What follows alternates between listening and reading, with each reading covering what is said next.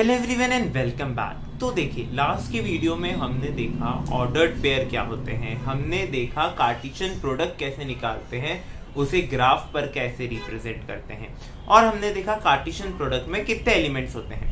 हमने देखे Cartesian product के कुछ रिजल्ट्स की इंटरसेक्शन, यूनियन, सिमेट्रिक डिफरेंस, फिर दो सेट के इंटरसेक्शन का कार्टेशियन प्रोडक्ट और अलग अलग चीजें, फिर Cartesian product of intersection, intersection of Cartesian product, अलग अलग चीजें हमने देखी। ठीक है, अब हमें देखना है कि रिलेशन क्या होता है। ठीक है, one of the most important topic, हमें देखना है कि रिलेशन क्या होता है। ठीक है, तो रिलेशन कुछ नहीं होता है, रिलेशन होता है subset of A cross B. अगर आपके पास दो सेट है ए और बी, तो उनका जो सबसेट होता है वो होता है एक रिलेशन। ठीक है, देखिए आर रिलेशन को डिफाइन किया जाता है, रिलेशन को डिफाइन नहीं, रिप्रेजेंट किया जाता है आर से। और आर क्योंकि ए क्रॉस बी का सबसेट है, तो ए क्रॉस बी के एलिमेंट कैसे होते हैं, ए कॉमा बी फॉर्म के होते हैं, जहां पर ए होता है कैपिटल ए का और बी होता है कैपिटल बी का। तो रिलेशन के जो एलिमेंट्स होंगे वो भी कुछ इसी फॉर्म के होंगे। किस फॉर्म के, ए कॉमा बी फॉर्म के, ऑर्डर्ड पेयर फॉर्म के, जहां पर फर्स्ट एलिमेंट फर्स्ट सेट का होगा और सेकंड एलिमेंट सेकंड सेट का होगा। ठीक है, रिलेशन को आप कैसे लिख सकते हैं, ए आर बी। ठीक है, और इसको पढ़ते क्या है, ए इज रिलेटेड टू बी। ठीक है, ए is related to be.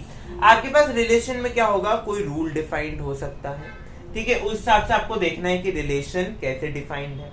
Relation के हम आगे जाके टाइप्स देखेंगे और भी बहुत सारी चीजें देखेंगे, तब आपको समझ आएगा कि मैं क्या बोल रहा हूँ, किस रूल की मैं बात कर रहा हूँ। ठीक है, किस पैटर्न की मैं बात कर रहा हूँ। तो रिलेशन बेसिकली कुछ नहीं है, रिलेशन क्या है, एक सबसेट है ए क्रॉस बी का। अब आपको ये पता होना चाहिए ए क्रॉस बी क्या है। ए क्रॉस बी के लिए आपको पिछला वीडियो देखना पड़ेगा। आपको पता होना चाहिए ये काय का सिंबल है, ये सबसेट का सिंबल है, सबसेट क्या होता है, उसके लिए आपको टाइप्स ऑफ सेट वाला वीडियो दिखेगा। तो सब कुछ आपको स्टार्टिंग से पढ़ना पड़ेगा, तब जाके आप ये अच्छे से समझ पाएंगे। और अगर आप बहुत इंटेलिजेंट हैं फिर तो आप सब कुछ समझ ही सकते हैं, क्या कह सकते हैं। ठीक है, तो रिलेशन क्या होता है, रिलेशन कुछ नहीं है, relation is a subset of A cross B. अब कुछ ऐसी टर्म्स है जिनसे आपको फैमिलियर होना होगा, जैसे कि टर्म्स में लिख देता हूं पहले, डोमेन, रेंज, कोडोमेन। ठीक है, ये तीन टर्म्स है जिनसे आपको फैमिलियर होना पड़ेगा। ये टर्म्स बार बार यूज होगी। क्या, डोमेन क्या होता है, रेंज क्या होता है और कोडोमेन क्या होता है। तो देखिए, सबसे पहली बात आती है डोमेन की। ठीक है, डोमेन डी ऑफ आर। ठीक है, आर यानी हमारा रिलेशन।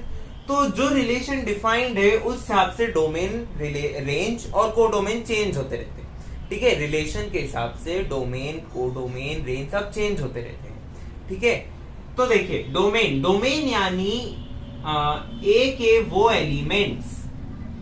ठीक है, ए के एलिमेंट्स, डोमेन यानी ए के सारे एलिमेंट्स एक तरह से। ठीक है, जो आपके पास सेट, ये आपका ए सेट होता है, ये आपका बी सेट होता है, ए सेट और बी सेट। ठीक है, और इन दोनों में एक रिलेशन डिफाइंड होता है आर। ठीक है, तो जो ए के सेट्स होते हैं, ए के जो एलिमेंट्स होते हैं वो क्या होते हैं, डोमेन होते हैं। ठीक है, ठीक है, तो देखिए डोमेन क्या होता है, डोमेन यानी ए के एलिमेंट्स। अब आप बोलेंगे अगर ए के एलिमेंट्स होने थे तो इसको अलग से नाम क्यों दिया। अलग से नाम इसलिए दिया क्योंकि ए के सारे एलिमेंट्स नहीं आते। ठीक है, ए के वो एलिमेंट्स जिसमें a b belongs to R हो। ठीक है, a b belongs to R हो, उसमें ऐसे एलिमेंट्स आएंगे, जो डोमेन है उसमें ऐसे एलिमेंट्स आएंगे जिनका ऑर्डर्ड पेयर उस रिलेशन में एग्जिस्ट करता हो। ऐसे ही देखिए, range R of R, range of R, या फिर बेसिकली आप ज्यादा बेटर है पूरा लिखें रेंज ऑफ आर, डी ना लिखते हुए आप लिखें डोमेन ऑफ आर। ठीक है, डोमेन ऑफ आर क्या हो जाएगा, ए, रेंज ऑफ आर क्या हो जाएगा, b such that a comma b belongs to R. ठीक है, तो डोमेन क्या होता है, ए ठीक है, फर्स्ट एलिमेंट ए वो वाले एलिमेंट जिनका ऑर्डर्ड पेयर आर में हो। ऐसे ही रेंज क्या होता है, बी यानी ऑर्डर्ड पेयर का सेकंड एलिमेंट, और कौन सा ऑर्डर्ड पेयर, वो ऑर्डर्ड पेयर जो रेंज के अंदर हो। ऐसे ही क्या बात हुई अब हमारी कोडोमेन की, तो कोडोमेन ऑफ आर क्या होता है, बेसिकली वो पूरा सेट बी होता है, पूरा सेट बी होता है। ठीक है, तो हमने क्या देखा कि डोमेन वो वाले एलिमेंट्स होंगे जो ऑर्डर्ड पेयर के फर्स्ट एलिमेंट होंगे। ऑर्डर्ड पेयर का फर्स्ट एलिमेंट क्या है, ए, और ए किसका एलिमेंट है, ए तो ए का एलिमेंट है ना, तो जो ए के अंदर एलिमेंट होंगे उनमें से ही हो सकता है डोमेन। तो डोमेन क्या होता है, domain is a subset of set A. Domain हमेशा सेट ए का सबसेट होता है। ऐसे ही देखिए, जब आप रेंज निकालेंगे तो रेंज क्या है, बी के एलिमेंट्स है ना, तो ऐसे ही range is always a subset of set B. ठीक है, और सेट बी खुद क्या है, सेट बी खुद है कोडोमेन, तो रेंज हमेशा कोडोमेन का सबसेट होती है। ठीक है, तो यहां हमने क्या देखा, हमने देखा रिलेशन में डोमेन क्या होता है, कोडोमेन क्या होता है, रेंज क्या होता है, रिलेशन क्या होता है, रिलेशन के एलिमेंट्स किस तरह के होते हैं, रिलेशन कैसे डिफाइन किया जाता है। ठीक है, अब बढ़ते हैं आगे। तो आगे बढ़ना यानी अब हमें देखना है उसका कोई एग्जाम्पल देखना है, राइट। एग्जाम्पल के लिए सपोज आप कुछ भी सपोज कर सकते हैं। सपोज क्या करिए, आपके पास एक सेट है ए जो है 1 2 3, एक सेट है आपके पास बी जो है 4 5। ठीक है, ये मैंने मान लिया, एग्जाम्पल देना है ना, तो मैं एग्जाम्पल कैसे भी समझा सकता हूँ। फिर मेरे को क्या निकालना पड़ेगा, मुझे निकालना पड़ेगा रेंज, डोमेन, कोडोमेन। ठीक है, जो जो मैंने यहाँ पर आपको लिखे हैं मुझे वो आपको वेरीफाई करवाने पड़ेंगे ना कि मैं सच की बोल रहा हूँ, क्या होते हैं ये, उसको आप कैसे उसका सबसेट बता सकते हैं कि जो डोमेन है वो ए का सबसेट कैसे है, कोडोमेन और रेंज में क्या रिलेशन है, रेंज जो है वो सेट बी का सबसेट कैसे है। ठीक है, और सपोज करिए आर मैंने डिफाइन किया, आर क्या डिफाइन किया मैंने कि जो गिवन एलिमेंट्स हैं वो एक दूसरे के डिविजर्स हैं। ठीक है, सपोज मैं ए डिवाइड्स बी, ए जो है वो बी को डिवाइड करता है, ऐसे डिफाइन किया मैंने। तो मेरे पास क्या आएगा, मुझे ऐसे एलिमेंट चाहिए, ए में तो ऐसे एलिमेंट चाहिए, यानी फर्स्ट जो मेरा ऑर्डर्ड पेयर का फर्स्ट एलिमेंट होगा वो सेकंड एलिमेंट को डिवाइड करना चाहिए।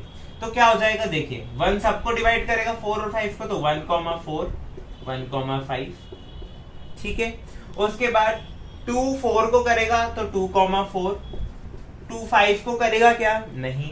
3 4 को करेगा नहीं, 3 5 को करेगा नहीं। तो ये मेरा क्या हो गया, ये मेरा हो गया रिलेशन।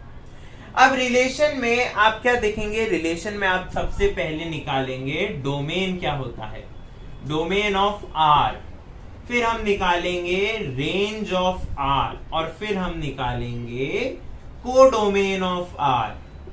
ठीक है, ये तीनों चीजें मैं आपको निकाल के बताने वाला हूं। देखिए, डोमेन यानी मुझे ऐसे एलिमेंट्स चाहिए जो ए के एलिमेंट्स हों, लेकिन वो रेंज जो मेरा रिलेशन है उसमें भी आए। ठीक है, यानी कि मुझे ऐसे ए चाहिए, स्मॉल ए चाहिए जो हमारा रिलेशन है उसमें भी हो और वो ए के एलिमेंट्स हैं। तो यहाँ पर क्या आएंगे, 1 1 2। तो मैंने आपको बताया सेट थ्योरी में ही कि रिपीटेशन ऑफ एलिमेंट्स नहीं करते हैं हम, तो हम क्या लिखेंगे 1, 2। फिर देखिए रेंज यानी b, small b, where a comma b belongs to R, यानी कि जो हमारा ऑर्डर्ड पेयर है वो उस रिलेशन में डिफाइंड होना चाहिए, और उस ऑर्डर्ड पेयर का जो सेकंड एलिमेंट है, जो उस ऑर्डर्ड पेयर का सेकंड एलिमेंट है यानी सेट बी का जो एलिमेंट है वो हमारे रेंज में जाता है। तो रेंज में क्या जाएगा, देखिए 4 आ रहा है, ठीक है, 5 आ रहा है, तो 4 और 5 दोनों आ गए। कोडोमेन मैंने आपको क्या बोला, कोडोमेन होता है सेट बी खुद। अब देखिए आप इसको वेरीफाई करिए, क्या डोमेन रेंज सबसेट बन रहा है सेट ए का, सेट ए मेरा 1 2 3, क्या डोमेन मेरा सबसेट बन रहा है 1 2 3 का, हाँ बन रहा है। देखिए 1 2 3 is a subset, is a super set of 1 2, या फिर 1 2 इज अ सबसेट ऑफ 1 2 3, बन रहा है, सही है। उसके बाद मैंने कहा range is a subset of set B, तो ये क्या 4,5 खुद का सबसेट है? हाँ, क्यों? क्योंकि मैंने आपको बताया है कि every set is a subset of itself. Her set खुद का सबसेट होता है, हर सेट खुद का सबसेट होता है। और कोडोमेन तो मैंने क्या कहा आपको कि ये खुद सेट बी होता है। देखिए सेट बी यही है, राइट? तो देखिए मैंने आपको तीनों चीजें वेरीफाई करवा के बता दी है। अब ये तो हो गया एग्जाम्पल, तो आपको रेंज में ऐसे ही सिंपल सिंपल एग्जाम्पल आएंगे, आपको उनको करते जाना है। ठीक है, बहुत इजी था। डोमेन निकालना, रेंज निकालना, कोडोमेन निकालना, ऑर्डर्ड पेयर में आपको बता चुका हूं। और रेंज क्या होता है, रिलेशन क्या होता है? रिलेशन होता है subset of A cross B. ये अब सबसेट आपको पता है, कार्टेशियन प्रोडक्ट आपको पता है, तो रिलेशन निकालना कौन सी बड़ी बात है, बहुत सिंपल है। ठीक है, अब देखिए, अब एक इंपॉर्टेंट चीज, क्या इंपॉर्टेंट चीज, एक टॉपिक होता है आपके पास बाइनरी रिलेशन। कि बाइनरी रिलेशन क्या है? बाइनरी रिलेशन कुछ नहीं है, बहुत सिंपल है। बाइनरी रिलेशन क्या बोलता है? अगर कोई रिलेशन ऐसा हो कि वो सेम सेट पर डिफाइंड, यानी कि अगर A cross A, if R is a subset of A cross A, ठीक है, R is a subset of A cross A, या फिर आप ऐसा भी बोल सकते हैं क्या कि R is a relation on A, R A पर रिलेशन है, तो इसका सेल्फ अंडरस्टूड मीनिंग है कि R A क्रॉस A का सबसेट है। ठीक है, R रिलेशन तो है, क्योंकि रिलेशन क्या होता है, और A क्रॉस B का सबसेट होता है, राइट? तो यहां पर B क्या हो गया, B की जगह A ही आ गया, तो उसको नया नाम मिल गया बाइनरी रिलेशन। और एक और इंपॉर्टेंट चीज कि किसी रिलेशन में नंबर ऑफ एलिमेंट्स कितने होंगे, किसी रिलेशन में नंबर ऑफ एलिमेंट्स, या फिर मैं बोलूं नंबर ऑफ पॉसिबल एलिमेंट्स कितने होंगे। किसी सेट में नंबर ऑफ पॉसिबल एलिमेंट्स कितने हो सकते हैं, कितने हो सकते हैं आप सोचिए। ठीक है, ये आपको कैसे ये समझ आएगा, ये आपको समझ आएगा जब आप डेफिनेशन देखेंगे। ठीक है, R क्या है, सबसेट A क्रॉस A का। ठीक है, या फिर R is actually subset of A cross B। Suppose करिए A में m एलिमेंट्स हैं और B में n एलिमेंट्स हैं, तो A cross B Cartesian product के नंबर ऑफ एलिमेंट्स कितने होते हैं, ये मैं आपको बता चुका हूं। कितने होते हैं, 2 to the power m into n, 2 to the power m into n।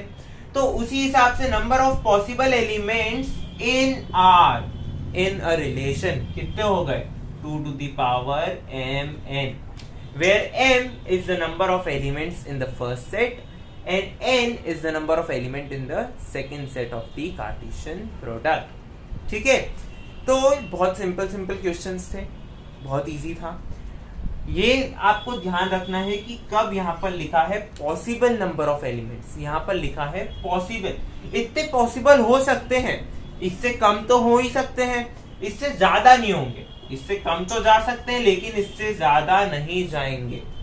ठीक है, तो यहाँ हमने क्या देखा, हमने देखा रिलेशन क्या होता है, हमने देखा domain, codomain, range, number of elements, binary relation, codomain, range का एक एग्जाम्पल।